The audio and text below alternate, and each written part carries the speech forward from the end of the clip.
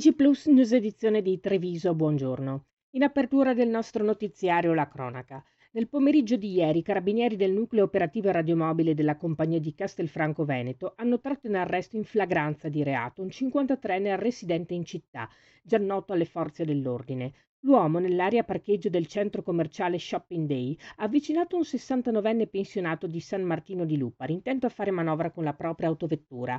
Simulando un finto tamponamento, ha inchiodato repentinamente il proprio veicolo per poi accusare la vittima di aver causato un danno inesistente, pretendendo e ottenendo da quest'ultima la somma di 100 euro in contanti a titolo di risarcimento.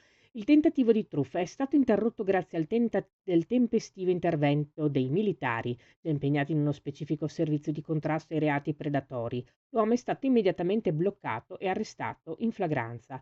L'arrestato è stato trattenuto presso la camera di sicurezza della stazione carabinieri di Castelfranco Veneto, a disposizione dell'autorità giudiziaria.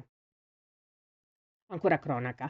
Alle 11:15 di venerdì 28 marzo i vigili del fuoco sono intervenuti in autostrada A27 per un incidente tra un'auto e un mezzo pesante tra lo svincolo di Treviso Sud e quello Nord in direzione Belluno. Ferito il conducente dell'auto. I vigili del fuoco intervenuti dalla centrale hanno messo in sicurezza i mezzi, mentre il conducente leggermente ferito è stato preso in cura dal personale del SUEM e trasferito per controlli in ospedale. Sul posto la polstrada e il personale ausiliario dell'autostrada. Le operazioni di soccorso da parte dei vigili del fuoco sono terminate dopo circa un'ora. Cambiamo argomento. Attendevano gli indennizi da oltre 20 anni. Ora l'attuale amministrazione comunale di Vedelago ha chiuso l'annosa questione saldando ai proprietari dei terreni gli importi legati agli espropri per la realizzazione delle piste ciclabili lungo la strada provinciale 5 e la strada provinciale 19. L'avvio delle opere pubbliche risale ai primi anni 2000. Da allora però l'iter per i ristorni ai privati dei terreni acquisiti era rimasto sospeso senza mai giungere a conclusione. L'amministrazione comunale ha stanziato risorse complessive per 170.000 euro. Erano circa 122 i soggetti ai quali spettava l'indennizzo. Alla quasi totalità di essi il corrispettivo è stato versato direttamente in conto corrente.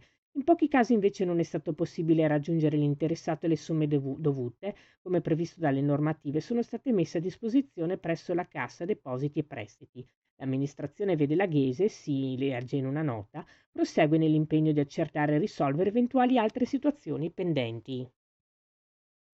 Parliamo di economia. In questi anni abbiamo messo a terra oltre 1 miliardo e 200 milioni di euro per le nostre imprese, tra risorse regionali, statali e europee, riscuotendo grande apprezzamento perché i nostri provvedimenti vengono sempre condivisi con le categorie economiche e studiati sulle concrete esigenze del territorio, considerando in primis la peculiarità del tessuto produttivo veneto fatto di piccole e micro imprese.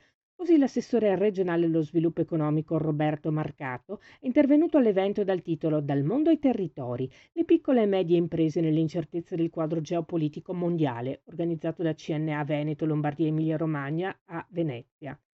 Sul tema dei dazi siamo d'accordo, conclude Marcato, nel dire che sono quanto di più negativo ci sia per il mercato, ma ricordiamoci anche che all'interno della stessa comunità europea paghiamo l'energia molto più cara di paesi come Germania e Francia e questa è di fatto concorrenza sleale.